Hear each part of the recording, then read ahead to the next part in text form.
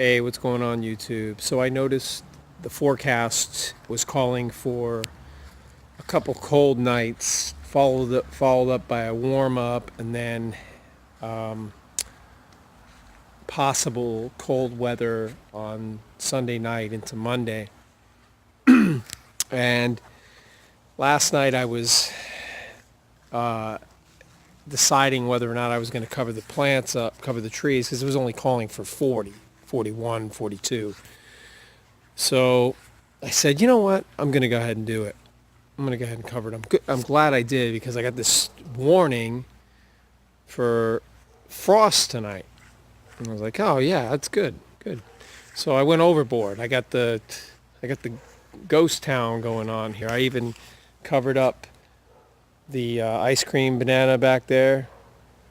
I even, perfectly honest with you, I actually noticed something. You know how when bananas get a little bit of cold damage, the stem part starts to take on, I don't know, can't really tell you, it takes on a different type, like the stem that's, the part that's it's still attached to the tree takes on a color like it's almost like getting close to freezing. Well, that's kind of what it started to look like it was taking on a little bit of cold damage. So I didn't want to take any chance. So I just wrapped her up. I wrapped the trunk up with burlap. You can't see it, but I did it. Yours truly's got some issues. I So the other night I was thinking, I'm like, you know what, maybe I should put a little bit of plastic on the north side, keep the wind from blowing in there and disrupting a little bit of the warmth that I got going on in there. And you know what, I don't know, I think it may have helped because last night I was able to maintain 52 degrees all night, even when it was down to 40. So it was maintaining a really good temperature in there. It was holding a good temperature. Thanks to the lights, of course. But well, Mesa Pote looks like it's huge. Anyway, so I everything's tidy up. Everything's tucked in. I even covered the avocado, which I don't think the avocado will give me an issue. I don't think the frost would bother it, but I did cover up my little small longan and the lychee that's flowering and my other lychee. I'm going to test my candles tonight. I'm going overboard here. I have a little blanket on the guava. Old quilt. That was my wife's quilt when she was a kid, believe it or not. I wrapped up the blue java. Only reason why I wrapped this banana and the other banana is because of the fact that one has fruit and this one's got a flower. Otherwise, I can care less. I'll let those be an indicator of what the temperature was like in this area, in this little climate, in this back corner. So basically everything that I didn't wrap, there was several things that I didn't wrap.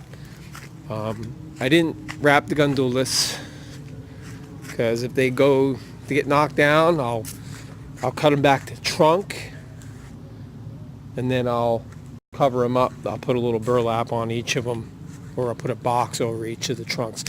I did not cover the papaya. That wasn't something I even planted. I didn't plant that.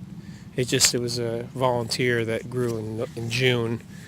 Didn't bother to even mess with the sugar cane. Nothing. I mean, I'm just going to let it go. There's a couple things I didn't bother with. But this area over here is my coldest area in the whole entire yard. When it's like 37, 38 degrees, This part of my yard can read 33, 32 when I run that digital thermometer, that infrared or whatever it is. So that part of the yard is always cold. I didn't wrap these banana over here. Didn't wrap those. I don't care. It doesn't have a flower on it. The plumerias, I mean, if it doesn't get too cold, it's not below 32. 31, 30 degrees. Who cares? If they die back a little bit, it doesn't matter. Can't be worse than 26 last year. I lost, everything. These were beautiful. They were big. But I'm glad it did happen like that, because it gave the chance for my grapevine to become a monster. And a little sea hibiscus that's tucked in. I'm actually thinking about possibly putting some up on my boards up there on the side of the roof, where I could clip on there and hang it down, so I could hang a frost cloth down there without having to cover. I could let it grow and not worry about cutting it back, because I purposely cut it back a week and a half ago so that I can prepare to throw something on it without having to worry about having something big. I got quite a bit of frost cloth left. As you can see, I probably got about another 40 feet. And think about, that's doubled. This is doubled. So 80, 20, 40, 80, 8500. Look at me, I can't even count. I used quite a bit. That roll had a lot of length. But anyway, so we'll see what happens. Should be interesting.